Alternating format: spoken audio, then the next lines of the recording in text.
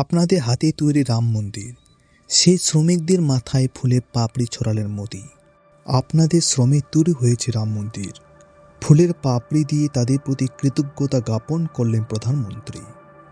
পরনে ক্রিম রঙের কুর্তা পাজামা, একটা ছুরি থেকে ফুলের পাপড়ি নিয়ে তিনি ছড়িয়ে দেন শ্রমিকদের মাথায়।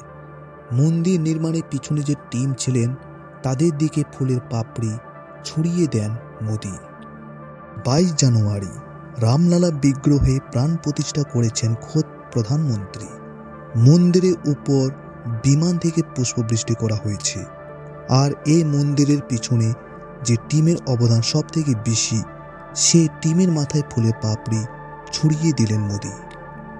বিগ্রহে পায়ে ফুল দেন মোদি। বৈদিক মন্ত্রোচ্চারিত হয়। তিনি সাষ্টাঙ্গে প্রণাম করেন। মিলিটারি হেলিকপ্টার ফুলের পাপড়ি ছড়ায় রাম মন্দিরের উপরে। মন্দির প্রাঙ্গণে সানাই বাজতে থাকে।